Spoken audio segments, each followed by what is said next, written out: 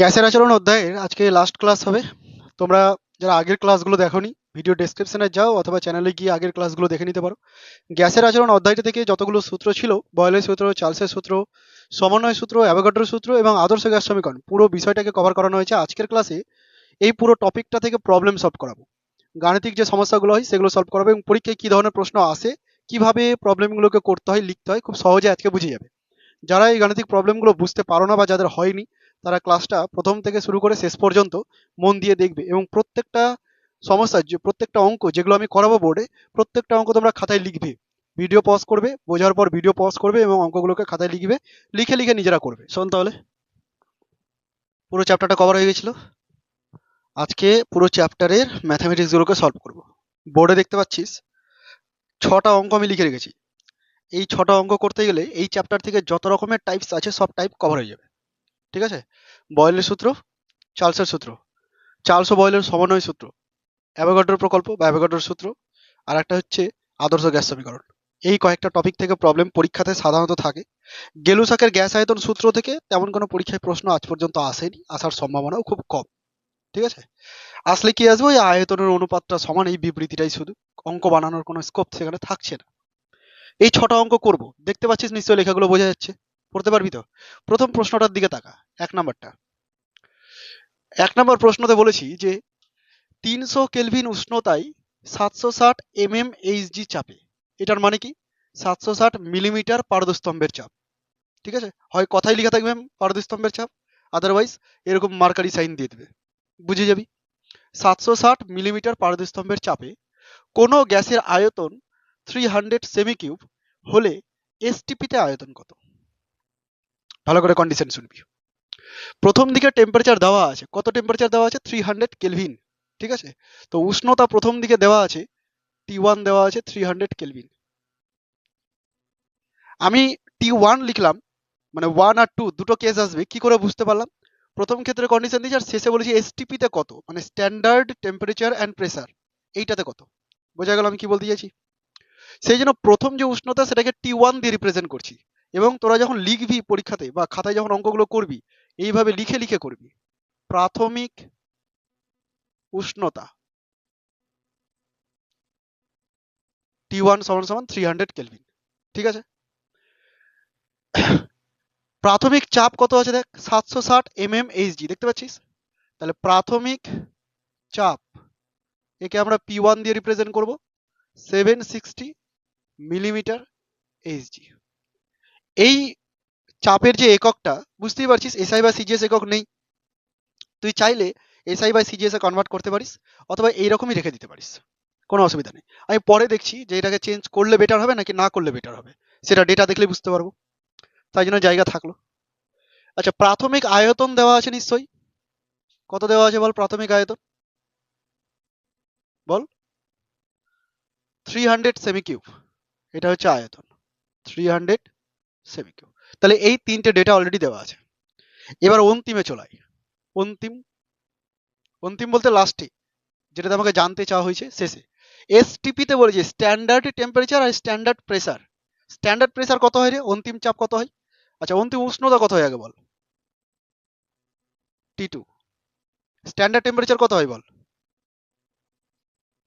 Standard temperature কত হয়? 0°C হয়। স্ট্যান্ডার্ড টেম্পারেচার কি হয়? 0°C। আর 0°C কে তুই 273 কেলভিন লিখতে পারিস। যদি মনে না থাকে, 0 কে কেলভিনে কনভার্ট করতে গেলে 273 যোগ করতে হবে, তার মানে 273 কেলভিন।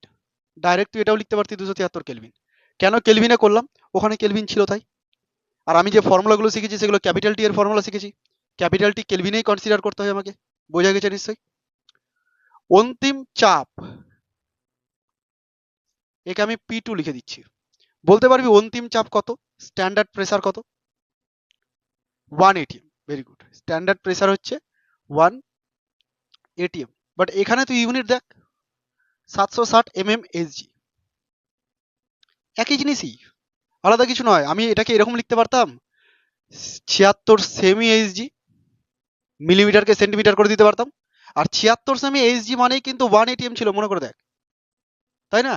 তাহলে তুই এখানে এটাকে 1 atm রেখে দে, ওটাকে কনভার্ট করে লিখ, অথবা এটা রেখে দে আর এইটাকে কনভার্ট করে 760 mmHg লিখে দে, যে কোনো একটা কর। ঠিক আছে, যে কোনো একটা করলেই হলো।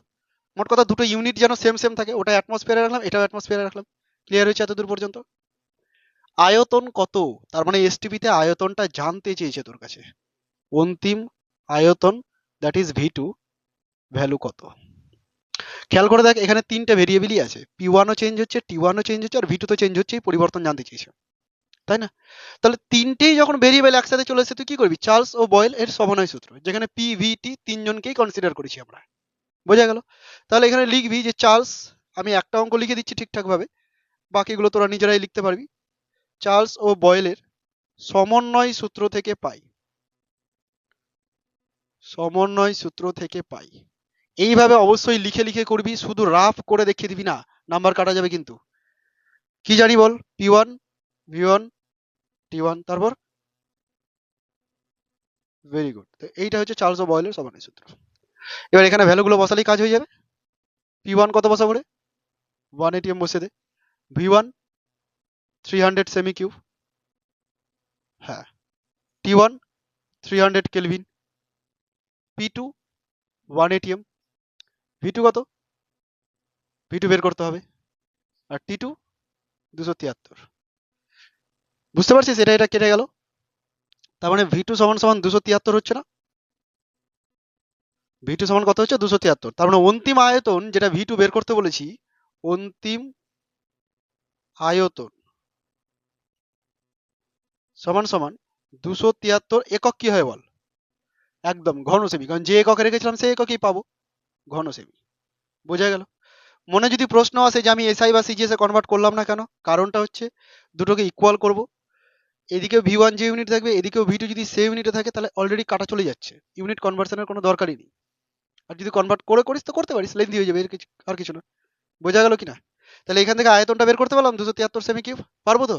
একটা জিনিস খেয়াল করেছিস, প্রেসারের কিন্তু কোনো পরিবর্তনই হয়েছিল না। প্রেসার ওখানে 1 ATM ছিল, এখানে 1 ATM আছে, মানে মধ্যকটার এটা স্থির চাপের একটা প্রক্রিয়া, চার্লসের সূত্র।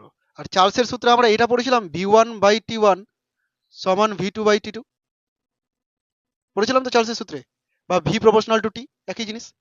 এখানে চাপটা নেই, তুই যদি এটা দিয়েও শুরু করতি তাও কোনো ক্ষতি নেই, এটাই আসতো, কারণ অলরেডি পি1 পি2 তো কেটেই গেছে, সেম মান ছিল। বুঝতে পারলি? তাহলে তুই যদি এটা দিয়েও শুরু করে দিস, কনস্ট্যান্ট বুঝতে পারলি না, তাও হবে। তুই যদি কনস্ট্যান্ট ধরে নিতে পারিস দিয়ে যদি এটা দিয়ে শুরু করিস, তাও হবে।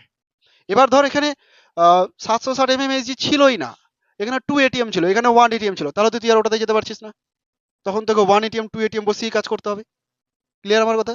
ফটাফট অঙ্কটা টুকানে। প্রশ্নগুলো টোকার কোনো দরকার নেই, আমি প্রশ্নগুলো স্ক্রিনশট তোদের দিয়ে দেবো, সেখান থেকে করবি, বা ভিডিও দেওয়া থাকবে সেখান থেকে করবি। সলিউশনটা কর। নেক্সট 2 নম্বর প্রশ্নটার দিকে তাকা এবার, দেখ কি বলা হচ্ছে। -3 ডিগ্রি সি উষ্ণতায় কিছু পরিমাণ গ্যাসের আয়তন দেওয়া আছে। উষ্ণতা দেখতে পাচ্ছিস -3 ডিগ্রি সি, এটাতে তো আমি রাখবো না, কেলভিনে নিয়ে যাবো, চেঞ্জ করে দেবো পরে।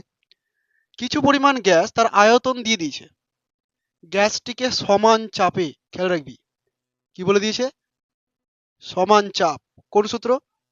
চার্লসের সূত্র, ডাইরেক্ট চার্লসের সূত্র ইউজ করতে পারবো। উত্তপ্ত করলে গ্যাসটার আয়তন হবে 1 লিটার, তাহলে আগে আয়তন ছিল 750 সেমি কিউব, পরে আয়তন হচ্ছে 1 লিটার, আলাদা আলাদা ইউনিট। বুঝতেই পারছিস, ইউনিটের কনভার্সন করে নিতে হবে।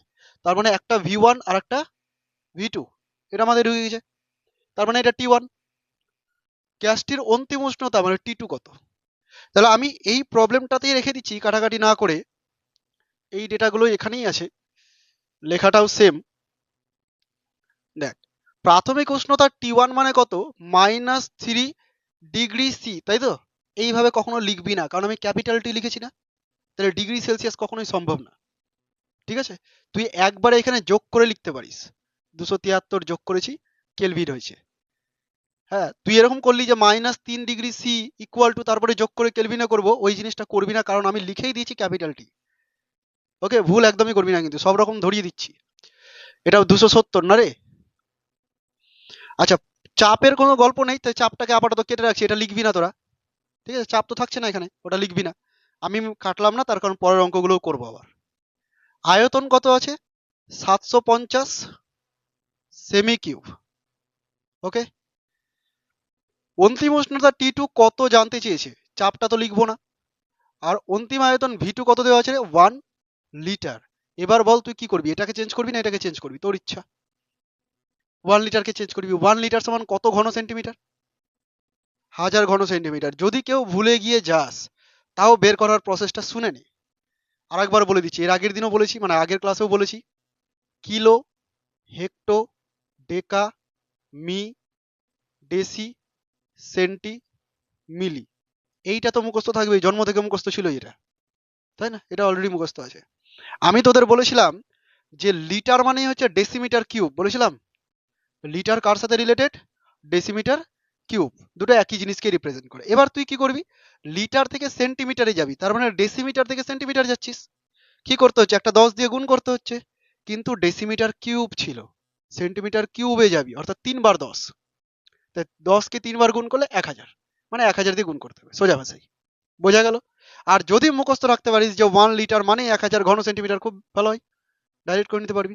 তাহলে এটা হচ্ছে 1000 ঘন সেন্টিমিটার। ক্লিয়ার হলো কিনা বল?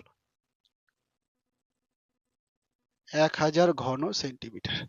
এবার তুই কি লিখবি, চার্লস এর সূত্র থেকে পাই। চার্লস ও বয়েলের সমন্বয় সূত্র তুই আর লিখবি না, কি লিখবি, চার্লসের সূত্র থেকে পাই, তাই তো? চার্লসের সূত্র থেকে কি পাবি তুই, v1/t1 ইকুয়াল টু v2/t2, এগুলো তো পাবি না? এবার তুই এখানে ক্যালকুলেশন করে নে।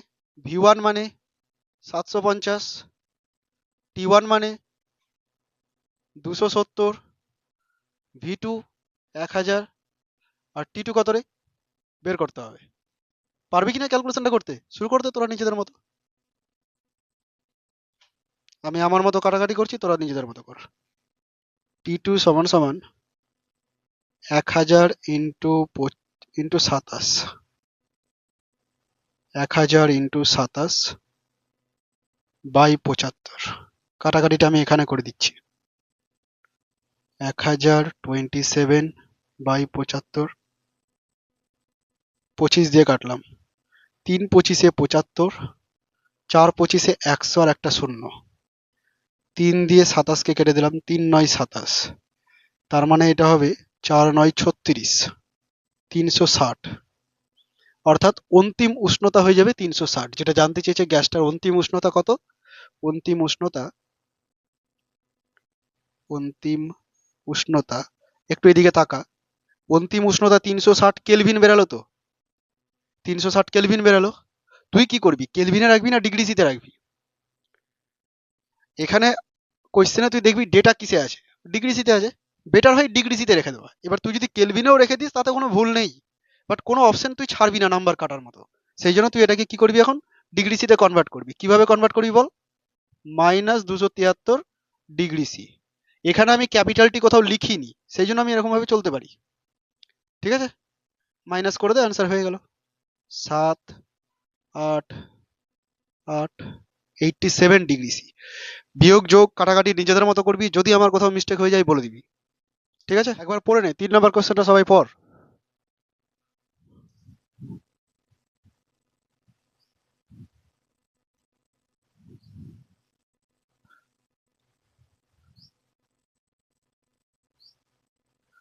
পড়লি? বল কোন সূত্র আছে, বয়েল না চার্লস? শিওর? কে অপরিবর্তিত আছে? চাপ অপরিবর্তিত আছে। যখন তুই চাপ দেখতে পাচ্ছিস অপরিবর্তিত, মানে বুঝে গেলি এটা চার্লসের সূত্র। আবার সেই অঙ্কটাই না, এই অঙ্কটাই। কি কি ডেটা দেওয়া আছে, নির্দিষ্ট ভরের, ও তো থাকবেই নির্দিষ্ট ভরের। কোনো গ্যাসের তাপমাত্রা 27 ডিগ্রি সেলসিয়াস, তাহলে প্রাথমিক উষ্ণতা T1 কত রে, 27 প্লাস 273, তাই তো? কত হবে এটা বল, 300 কেলভিন। তাহলে উষ্ণতা দেওয়া আছে, কত উষ্ণতায়, কত উষ্ণতায় বলতে অন্তিম উষ্ণতা জানতে চাইছে তোর কাছে। ঠিক আছে, T2 কত, গ্যাসের আয়তন দ্বিগুণ হবে। গ্যাসের আয়তন তো বলাই নেই, কিন্তু বলছে দ্বিগুণ হবে। তাহলে প্রাথমিক যে আয়তনটা সেটা তো বলাই নেই, তুই ধরে নিলি যে আয়তনটা ভি, সেমি কিউব লিটার, তোর ইচ্ছা, তুই ধরে নিলি, ব্র্যাকেটে লিখ ধরি। তাহলে অন্তিম আয়তনটা কত হবে, 2v সেমি কিউব। কেন, দ্বিগুণ হবে বলেছে। বুঝে গেলি প্রশ্নটা? তারপরে ওই একই রকম ভাবে এবার করবি চার্লসের সূত্র অনুযায়ী। চার্লসের সূত্র অনুযায়ী বা চার্লসের সূত্র থেকে পাই V1/T1 সমান V2/T2। বোঝাতে পারলাম কিনা বল? কঠিন ছিল কি অঙ্কটা? সহজই। শুরু করে দে তোরা, এবার ডেটা দেখ কি বসাবো। যারা পারবি তারা শুরু করে দে। T1 মানে 300, V2 হচ্ছে 2V, আর T2 মানে জানি না, বের করতে হবে। অলরেডি VV কেটে যাচ্ছে, তাহলে T2 ইকুয়াল টু হচ্ছে 600 কেলভিন। এখানে কেলভিন টেলভিন ইউনিট দিবি না সমাধানে, হ্যাঁ, 600। এবার তুই আনসার লিখবি, অতএব অন্তিম উষ্ণতা কত উষ্ণতায় গ্যাসের আয়তন দ্বিগুণ হবে, তাই না? তাহলে নির্ণীয় উষ্ণতা লিখ বা অন্তিম উষ্ণতা লিখ, যা খুশি। নির্ণীয় উষ্ণতা সমান 600 কেলভিন, আর কেলভিনকে তুই ডিগ্রি সিতে কনভার্ট করে দে, কারণ ডেটাতে ডিগ্রি সি ছিল। 273 মাইনাস কর, এটা হয়ে যাবে ডিগ্রি সি। মাইনাসটা আমি পারবো না বোধহয় করতে, তোরাই করে নিস, ঠিক আছে? বিয়োগ করে কত হলো বলতো? 327। ব্যাস, ঠিক আছে, তোরা বুঝে গেছিস। সহজ ছিল বল? নাম্বারগুলো তো আমি চেঞ্জ করছি না, তোরা বুঝতে পারছিস কখন কোনটা করছি। আচ্ছা, তো কটা অঙ্ক হলো আমাদের? 3টা হলো। 4 নাম্বারটা পড়ে দেখ। 4 নম্বরে বলেছে 0°C উষ্ণতায় নির্দিষ্ট ভরের কোনো গ্যাসকে উত্তপ্ত করলে গ্যাসের চাপ ও আয়তন উভয়ই দ্বিগুণ হয়। পরিবর্তন তো হচ্ছে। কে পরিবর্তন হচ্ছে? চাপ। আর কে পরিবর্তন হচ্ছে? আয়তন। দুটোই পরিবর্তন হচ্ছে। গ্যাসের চূড়ান্ত তাপমাত্রা কত? তার মানে তাপমাত্রারও পরিবর্তন হচ্ছে। কোন সূত্র? এখানে সবাই পরিবর্তন হচ্ছে। তুই বুঝতে পারছিস কেউ স্থির আছে? নেই। তাহলে তুই কি করবি? চার্লস ও বয়েলের সমন্বয় সূত্র অ্যাপ্লাই করে দিবি। তিনজনই পরিবর্তনশীল। একই রকম ভাবে প্রাথমিক উষ্ণতা যদি লিখি T1 সমান সমান কত হবে রে? 0°C। তার মানে 0 প্লাস 273, অর্থাৎ 273 কেলভিন। বুঝতে পারলি কিনা? তারপর এটা দেখ, প্রাথমিক আয়তন কত আছে? দেওয়াই তো নেই। তাহলে প্রাথমিক আয়তন যদি দেওয়া না থাকে, আমি ধরে নেব, ধরে নিলাম প্রাথমিক আয়তন হচ্ছে ভি সেমি কিউব, ধরে নিয়েছি। বুঝতে পারলি? আচ্ছা, প্রাথমিক চাপ, চাপ দেওয়া আছে? দেওয়া নেই। তাহলে প্রাথমিক চাপটাকেও তুই ধরে নিলি। প্রাথমিক চাপ P1 সমান সমান কি ধরলি? পি অ্যাটমসফিয়ার ধরে নে, পারদস্তম্ভের চাপ ধরে নে, যে কোনো কিছু একটা ধরে নে, কেটেই তো যাবে শেষমেশ। তারপরে বলছে দ্বিগুণ হয়ে যাবে দুজনই। তাহলে অন্তিমগুলো কি হবে দেখ। অন্তিম উষ্ণতা তো জানতে চেয়েছে তোর কাছে। অন্তিম আয়তনটা কি হবে? দ্বিগুণ হবে। আর অন্তিম চাপটা কি হবে রে? অন্তিম চাপ P2 সমান সমান দ্বিগুণ হয়ে যাবে, মানে 2P হয়ে যাবে। কঠিন আছে কি? পারা যাবে না? কোন সূত্র করবি এখানে? চার্লস ও বয়েলের সমন্বয় সূত্র। তাহলে সমন্বয় সূত্র অনুযায়ী কি পাবো? P1V1/T1 সমান P2V2 বাই T2। এটাই পাবো না? একটু ডেটাগুলো বলে দে আমাকে, কি কি বসাবো। P1 কত বসাবো? V1, T1, P2, V2 আর T2। ঠিক আছে? বুঝতে পারছিস? PV কেটে গেল। তাহলে T2টাকে এদিকে গুণ করবি, T2, আর 273টা ওদিকে গুণ হবে। কার সাথে গুণ হবে? 4 এর সাথে। 4 ইন্টু 273, 4 ইন্টু 273, এরকমই থাক। গুণ করা যায়। এই না যে আমি গুণ পারি না, গুণ পারি, করছি না। কেন করছি না শোন। T2 এর কেলভিনে আছে তো, আমি ডিগ্রি সিতে কনভার্ট করব, কারণ আনসার অপশন ডেটাতে ডিগ্রি সি ছিল। তো আমি ডিগ্রি সিতে কনভার্ট করতে চাই। দেখ চালাকিটা কিভাবে করছি। অতএব নির্ণীয় উষ্ণতা বা অন্তিম উষ্ণতা সমান সমান 4 ইন্টু 273 কেলভিন। এবার আমার চালাকি দেখ, 4 ইন্টু 273 মাইনাস 273 করলে কি হবে রে? Degree C. 4টা 273 থেকে একটা 273 বাদ, কটা হবে? 3টা 273। তাহলে 3 ইন্টু 273 ডিগ্রি সি। গুণ করে দে, 3 3 9, 3 7 21, 3 2 6, 819 ডিগ্রি সি। বুঝতে পারলি? যদি আমি এটা না করতাম এই চালাকিটা, তাহলে এখানে গুণ করতে হতো, দিয়ে আবার বিয়োগ করতে হতো। তো ওই বড় ক্যালকুলেশনটাকে আমি ছোট বানিয়ে দিলাম। ঢুকলো মাথায়? এরকম যদি সুযোগ তোরা পেয়ে যাস কখনো, তোরাও এই জিনিসটাই কাজে লাগাবি, তাড়াতাড়ি অঙ্কটা হয়ে যাবে।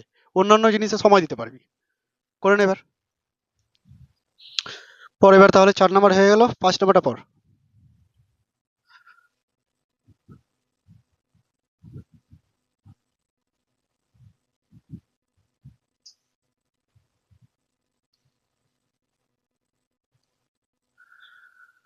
যে উষ্ণতায় 28 গ্রাম নাইট্রোজেন গ্যাসের আয়তন 2.46 ATM, চাপে 10 লিটার, সরি পড়াটা ভুল হলো, শোন আরেকবার। যে উষ্ণতায় 28 গ্রাম ইনটু গ্যাসের আয়তন এত চাপে এত লিটার, মানে আয়তন কত 10 লিটার, চাপ কত আছে এত এটিএম চাপ আছে, উষ্ণতা কত আছে জানতে চেয়েছে, যে উষ্ণতায় সেই উষ্ণতাটা কত। এখানে তুই এরকম বুঝতে পারছিস যে ফার্স্ট কেস সেকেন্ড কেস দুটো আলাদা আলাদা আছে, এরকম কি হয়েছে? প্রথম দিকে টেম্পারেচার এটা ছিল, পরের দিকে টেম্পারেচার কত এরকম বলেছে? প্রথমে আয়তন এটা ছিল, পরে আয়তন এটা হয়েছে, এরকম বলেছে? কোনো কম্প্যারিজন নেই, কিন্তু একটাই সিঙ্গেল ডেটা দেওয়া আছে, উষ্ণতা, তোর আয়তন, আর একটা হচ্ছে প্রেসার। তো যখন এরকম সিঙ্গেল ডেটা দেওয়া থাকবে তোর মাথায় কাজ করবে যে নিশ্চয়ই আদর্শ গ্যাস সমীকরণ থেকে হয়তো দিয়েছে, কারণ এই চ্যাপ্টার থেকে এই দুটো জিনিসই আছে, চার্লস বয়েলের সমন্বয় সূত্র আর একটা হচ্ছে আদর্শ গ্যাস সমীকরণ। বুঝতে পারলি আমি কি বলতে চাইলাম? চার্লস বয়েলের সমন্বয় সূত্র ইউজ করার কোনো ব্যাপারই নেই, মানে কোনো দরকারই নেই এখানে। তার কারণটাই হচ্ছে যে ফার্স্ট কেস সেকেন্ড কেস বলে কিছু নেই, কোনো পরিবর্তন এখানে হচ্ছে না। তাহলে কি কি দেওয়া আছে সেগুলো আগে লিখে নে। 5 নম্বর প্রশ্নতে দেওয়া আছে নাইট্রোজেন গ্যাসের ভর ইনটু গ্যাসের ভর। ভরকে আমরা ডাব্লিউ দিয়ে রিপ্রেজেন্ট করতে পারি। কত দেওয়া আছে? 28 গ্রাম। 28 গ্রাম। আয়তন দেওয়া আছে, আয়তনকে ভি দ্বারা রিপ্রেজেন্ট করতে পারি, আয়তন 10 লিটার। ইউনিটে চেঞ্জ করতে হবে কি হবে না সেটা পরে দেখবো। আর কি দেওয়া আছে রে? চাপ, পি সমান সমান কত দেওয়া আছে বল? 2.46 এটিএম। এই হলো ডেটা। এই ডেটা থেকে কি বের করতে বলেছে? উষ্ণতা কত। তোকে কোশ্চেনে বলেছে উষ্ণতা কত, উষ্ণতা টি সমান কত। তুই দেখেই তো বুঝে যাচ্ছিস যে PV equal to W by M R T, PV equal to NRT. যদি মনে না থাকে দেখ, পিভি ইকুয়াল টু এনআরটি জানতাম আমরা, এটা জানতাম তো। এখানে পি ভি আর টি ডেটাতে আছে, এন এর ভেতরে ডাব্লিউ ঢুকে থাকে না। P V equal to W by M R T আমি আলাদা করে লিখে দিয়েছিলাম কিন্তু বোঝানোর সময়, যে ভর আণবিক ভরের ফর্মেও কিন্তু লেখা যেতে পারে একে। যদি সংখ্যা থাকতো তাহলে এন বাই এন এ করতাম, যদি আয়তন থাকতো তাহলে ভি বাই 22.4 করতাম। মনে পড়ছে কি?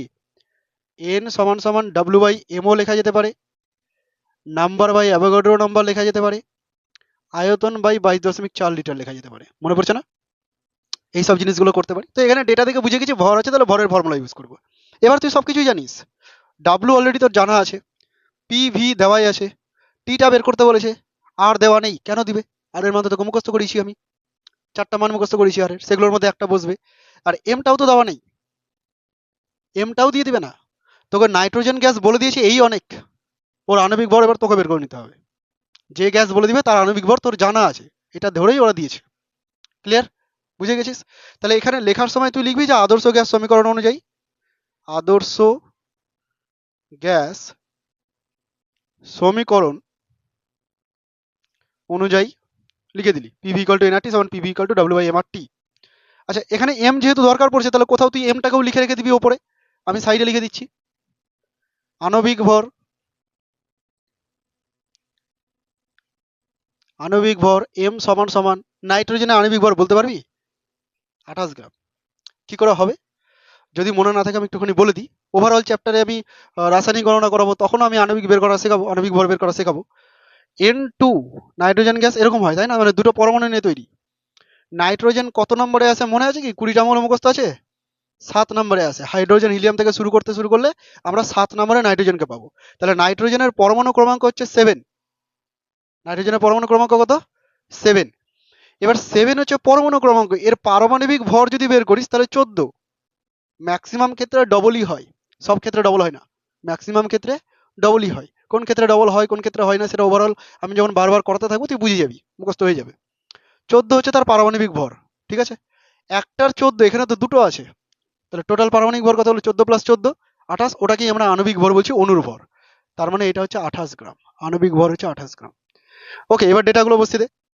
পি এর জায়গাতে লিখ পি 2.46, ভি 10 লিটার। আচ্ছা আমি এটাকে লিটারে রাখলাম, ওটা অ্যাটমসফিয়ার আছে অ্যাটমসফিয়ারে রাখলাম। ডাব্লিউটাকে 28 গ্রাম করলাম, এমটাকেও 28 গ্রাম করে দিলাম। আর এর মান এবার কি করাবো? আর এর তো অনেকগুলো একক ছিল, বসাবো কোনটা তাহলে? যেহেতু এটাকে লিটারে বসিয়েছি এটাকে অ্যাটমসফিয়ারে বসিয়েছি, তাহলে লিটার অ্যাটমসফিয়ার বিষয়টা চলে আসছে। তাহলে বুঝতে পারছিস আর এর একক লিটার অ্যাটমসফিয়ারে যেটা ছিল সেটা বসাতে হবে। লিটার অ্যাটমসফিয়ারে আর এর মান কি ছিল? 0.0821 লিটার অ্যাটমসফিয়ার পার মোল পার কেলভিন। মনে পড়ছে কি রে? মুখস্থ তো করতেই হবে অবশ্যই। তাহলে আর এর জায়গাতে লিখবো 0.0821 আর টি বের করতে হবে। বোঝা গেল বিষয়টা? এখান থেকে জাস্ট একটু ক্যালকুলেশন করতে হবে। একটু জটিল লাগছে দেখতে, শুরু করে দে। যারা পারবি তারা শুরু কর, আর যারা পারবি না আমারটা দেখ। টি যদি বের করতে হয় তাহলে এই সবগুলোকে এদিকে নিয়ে আসবো। 2.46 ইন্টু 10, 28 তো কেটেই যাবে, বাই 0.0821। এখান থেকে দশমিক উঠালে নিচে 100, আর এখান থেকে যদি দশমিক উঠিয়ে দিস তাহলে 1 2 3 4, ওপরে 1 2 3 4। কাটাকাটি করতে হবে এবার। একটা জিনিস খেয়াল কর, এদিকে তাকা একটু, সবাই দেখ। জিরো দশমিক, আমি দশমিক উঠালাম না আগে, এই দশমিকটা উঠিয়ে নিচে 100 করে দিয়েছি, ঠিক আছে? 0.0821 এই নাম্বারটার দিকে একটু তাকা, আর ওপরে 2.46 এর দিকে তাকা। খেয়াল কর, এই যে 82 আছে না, এই 82-র মাল্টিপলে এটা চলে আসবে। কিভাবে? যদি আমি একটাকে না লিখতাম, 3 দুগুণে 6 আর 3 আটে 24, 3 দিয়ে কেটে যাচ্ছে না? তাহলে তুই এই একটাকে বাদ দিয়ে দিবি, কারণ দশমিকের পরে আছে, এমনিতেই নেগলেক্ট করা যায় ছোটখাটো জিনিস, রাউন্ড আপ করে দিলাম। এবার যদি এমন কোনো নাম্বার থাকতো যে 1 ধরেই হয়তো কাটাকাটি যেত, তাহলে 1 ধরেই করতি। বলেছিলাম না আমি, যে যখন যেখানে যেমন প্রয়োজন পড়বে সেই অনুযায়ী একটু অ্যাপ্রক্সিমেশন করে নিবি। তাহলে আমি এটাকে 1 সরিয়ে দিলাম, অর্থাৎ 0.082 ধরে চলছি। তাহলে সেই অনুযায়ী দশমিক উঠাতে গেলে কি হবে? 1000, 1 2 3, উঠিয়ে দিলাম দশমিক। লিখাই থাক, তোরা তো এমনি উঠাবি। এবার কাটাকাটি করে দিবি। এখানে 1 2 1 2 চলে গেল, 82 দিয়ে এটা কাটলে 3 হয়ে যাবে, তার মানে 300। অর্থাৎ উষ্ণতা হয়ে গেল 300 কেলভিন। তুই কেলভিনেও রাখতে পারিস, চাইলে এটাকে ডিগ্রি সিতে কনভার্ট করে নিতে পারিস, যেভাবে আগে করেছি। বোঝাতে পারলাম তো?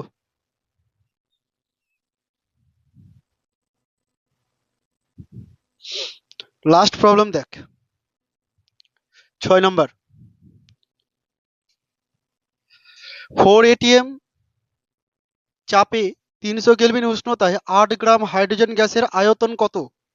মনে হচ্ছে না একই অঙ্ক?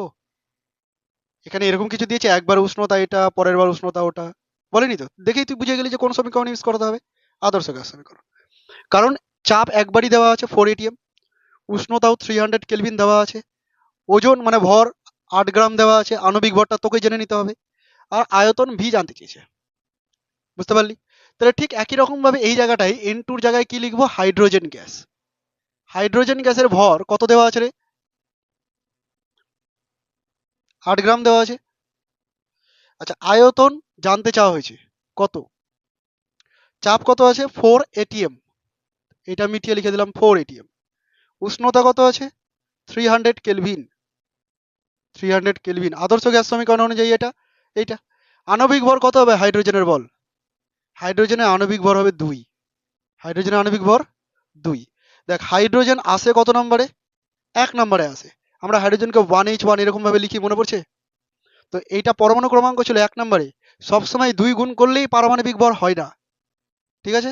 সবসময় 2 গুণ করলেই কিন্তু এই পারমাণবিক ভরটা পাই না। এর ক্ষেত্রে পরমাণু ক্রমাঙ্কটাও 1 আর পারমাণবিক ভরটাও 1। এরকম H2 এর মধ্যে কটা H আছে? দুটো। তাহলে 2 বার পারমাণবিক ভরকে যোগ করে দে, 1 + 1 কত? 2। 2 গ্রাম। ঘাবড়ানোর কিছু নেই, প্রত্যেকটা মৌল আসবে, প্রত্যেকটার ক্ষেত্রে আমি করে দেবো। ধীরে ধীরে প্র্যাকটিস হয়ে যাবে তোদের। 2 করলাম, এবার এখানে ডেটাগুলো বসালেই ক্যালকুলেশন হয়ে যাবে। বুঝলি কিনা বল? যারা পারবি তারা নিজেরা শুরু কর, বাকিরা এদিকে তাকা।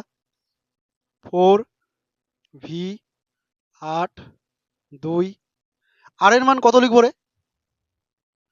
এখানে চাপটাকে অ্যাটমসফিয়ারে রেখেছি, তাহলে অ্যাটমসফিয়ার ইউনিটে আর এর মান করার চেষ্টা কর, তাহলে আয়তনটা লিটারে হয়ে যাবে, তাই না? কত বসাবি? 0.082। যদি 1 এর দরকার পড়ে তাহলে 1 বসাবো, আর যদি না পড়ে তাহলে বসাবো না, ঠিক আছে? দেখা যাক কি হয়। টি হচ্ছে 300, ভিটা বের করে নে। এখানে 4, এখানে 4 কেটে গেল। খেয়াল কর, এই 8/2 মানে 4, আর এই 4 কেটে গেল, থাকলো কি জাস্ট ভি ইকুয়াল টু, তাহলে এবার গুণ করলেই অ্যান্সার হয়ে গেল। 3 2 6, 3 8 24,